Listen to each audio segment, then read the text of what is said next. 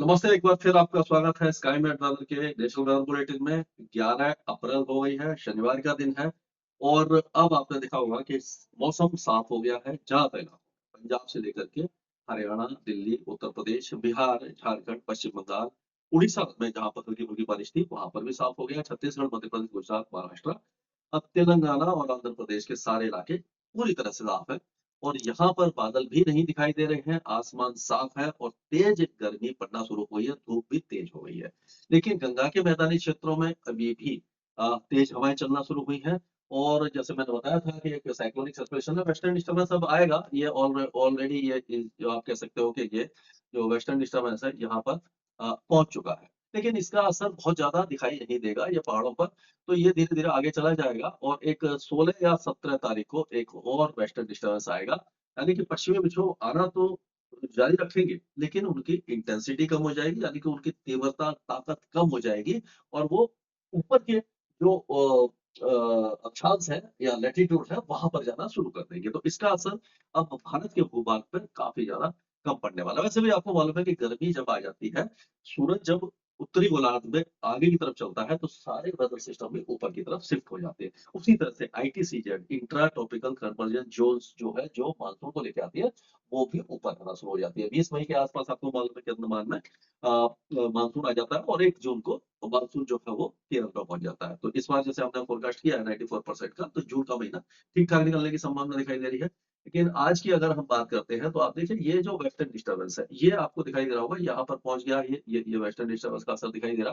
तो ये जो इलाके हैं सारे, आप कह सकते हो कि ये अफगानिस्तान के कुछ इलाके हैं, उत्तरी पाकिस्तान है और ये पूरा जो पहाड़ी इलाका है लद्दाख तक, गिलगित बाल्टिस्तान, मुजफ्फराबाद, लद्दाख, जम्मू कश्मीर, यहाँ पर मॉडरेट शावर्स होंगे, लाइट टू मॉडरेट रेन होगी, यानी मौसम फिर से थोड़ा सा बिगड़ सकता है। उत्तराखंड और हिमाचल के ऊंचे पहाड़ों पर ही बारिश होगी और पूर्वोत्तर राज्यों में बहुत हल्की बारिश होगी। बाकी इलाके सूख जाएंगे। उड़ीसा के कोस्टल एरियाज में हल्के फुल्के बादल छा सकते हैं, लेकिन कोई खास वेदर एक्टिविटी दिखाई नहीं दे रही। केरल में भी लाइट रेन ही हमें दिखाई दे रही है। और अगर कल की बात करें तो कल भी हम देखेंगे कि पहाड़ों पर थोड़ा सा इंटेंसिटी कम हो जाएगी। हिमाचल और उत्तराखंड का मौसम फिर से साफ हो जाएगा। अरुणाचल और असम, मेघालय, नागालैंड, यहाँ पर पूर्वोत्तर राज्यों में हल्की बारिश होगी। गंगा के मैदानी क्षेत्रों में तेज हवाएं चलेंगी, बहुत ज्यादा तेज नहीं, लेकिन हाँ ठीक ठाक हवा चलेगी। और जो केरल वगैरह में भी जो बारिश की गर्मी ना वो कम हो जाएगी। तो अब अगर हम ये पहाड़ों से शुरू करते हैं तो हम कह सकते हैं कि आज और कल ये जो बारिश है ये आपके जो मुजफ्फराबाद, कुपवारा, बांदीपुर, ये बारामूला, श्रीनगर, सोनमर्ग, गुलमर्ग, पूंछ, शोपियां, ये सारे इलाकों में बारिश हो सकती है। जम्मू वगैरह में भी छुटपुट बौछारें रहेंगी। जम्मू और कठुआ, उधमपुर, डोडा और माता वैष्णो देवी, यहाँ पर बीच-बीच में हल्की-फुल्की बौछारें आएँगी। कोई खास आपको अगर जो भी वहाँ पे पर्यटक जा रहे हैं या श्रद्धालु जा रहे हैं, उनको कोई परेशानी नहीं होगी। अब लद्दाख में जो माफ कीजिएगा, हल्की-फुल्की बारिश की उम्मीदें रहेंगी। इंटेंसिटी काफ़ी ज़्यादा कम रहने वाली है। अब हिमाचल की अगर हम बात करें तो हिमाचल में भी चंबा, केलांग और लाहौल स्पीति और धौलाधार के ऊँचे जो पहाड़ हैं, वहाँ पर हल्की बारिश की संभावना है। लेकिन अगर मंडी है, हमीरपुर और सोलन, ये जो जितने भी इलाके हैं, यहाँ पर चांसेस कम दिखाई दे रहे हैं। यानी कि बारिश ना के बराबर होगी। उत्तराखंड में भी जो ऊँचे पहाड़ हैं, वहाँ पर हल्की बारिश आज और कल हो सकती है। लेकिन अगर देखें ऋषिकेश, हरिद्वार, जो और देहरादून वगैरह, नैनीताल तक बारिश की, ऊधम सिंह नगर तक बारिश की संभावना दिखाई नहीं दे रही है। मौसम साफ रहेगा। अब पंजाब में भी मौसम अब पूरी तरह साफ हो गया है। आगे अब टेम्परेचर धीरे-धीरे बढ़ेंगे। अभी ये 30 के आसपास है, 30-31 के आसपास डिग्री टेम्परेचर है।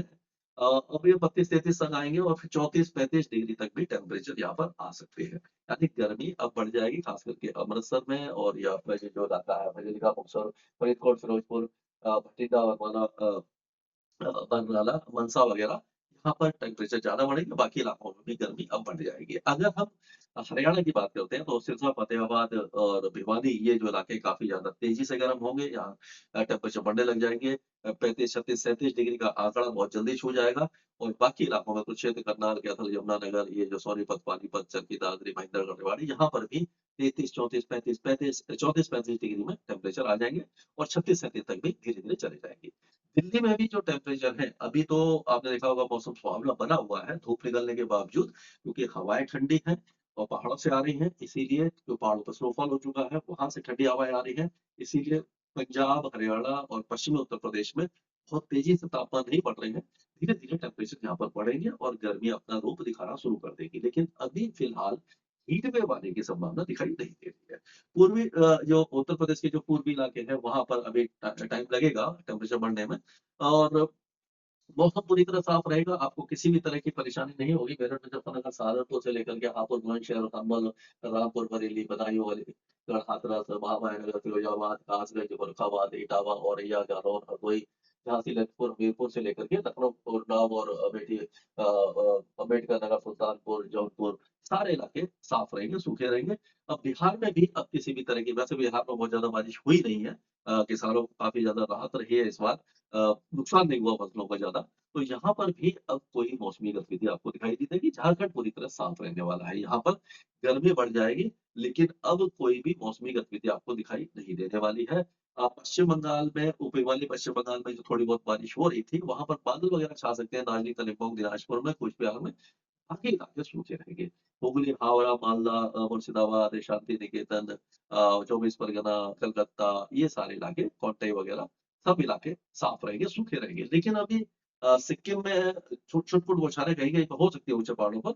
लेकिन अगर हम बात करें तो जो असम है, मेघालय, अरुणाचल प्रदेश और नागालैंड, यहाँ पर छुट-पुट बौछारें आपको दिखाई देती रहेंगी रुक-रुक करके। लेकिन हेवी रेन के चांसेस जब दिखाई नहीं दे रहे हैं, मौसम यहाँ पर भी साफ हो जाएगा। क्योंकि वेस्टर्न डिस्टर्बेंस जब वहाँ से जाता है वेस्टर्न हिमालय से, तो धीरे-धीरे वो हिमालय के साथ-साथ आता है और सिक्किम और ये पूर्वोत्तर राज्यों में पहुँचता है। लेकिन क्योंकि वेस्टर्न डिस्टर्बेंस ही कमज़ोर हो गए हैं, तो उनका असर अब यहाँ तक नहीं पहुँचने वाला है। तो इसीलिए मणिपुर, मिज़ोरम और त्रिपुरा में चांसेस बहुत ज़्यादा कम है। हुई तो एक आध जगह पर बूंदाबांदी हो सकती है, बादल गरज सकते हैं, लेकिन ऐसा कुछ नहीं है कि कोई नुकसान हो या लोगों का जनजीवन अस्त-व्यस्त हो या लोगों को किसी तरह की आने-जाने में या रोज़मर्रा की ज़िंदगी में कोई परेशानी हो। अब राजस्थान में जो हवाएँ हैं वो अब शुष्क रहेंगी, तेज़ी से तापमान बढ़ेगा और जो यहाँ पर जैसलमेर, जोधपुर, बाड़मेर, सिरोही, पाली, जोधपुर, नागौर, राजसमंद, भीलवाड़ा, ये जो इलाके हैं 37-38 डिग्री पे टेम्परेचर आ जाएँगे जल्दी से और 35-36 डिग्री बाकी इलाकों में भी टेम्परेचर आने वाले हैं। अगर देखें तो गंगानगर, हनुमानगढ़ में तेज़ी से गर्मी बढ़ेगी, झुंझुनू, सीकर, दौसा, करौली, भरतपुर, सवाई माधोपुर से लेके टोंक, बारां, भीलवाड़ा, झालावाड़, उदयपुर, चित्तौड़गढ़, यहाँ पर भी टेम्परेचर बढ़ेंगे, लेकिन धीरे-धीरे बढ़ेंगे। अब मध्य प्रदेश की बात करें, तो ग्वालियर संभाग में गर्मी बढ़ने वाली है। सारे मतलब ये जितने भी इलाके हैं, यहाँ पर अब गर्मी का प्रकोप दिखाई देगा। हीट वेव इतनी जल्दी नहीं आएगी। दक्षिणी मध्य प्रदेश ज़्यादा जल्दी गर्म होगा, जैसे कि बैतूल, होशंगाबाद, छिंदवाड़ा, मांडला और ये खरगोन, खांडवा, ये सारे इलाके में और ज़्यादा गर्मी बढ़ जाएगी।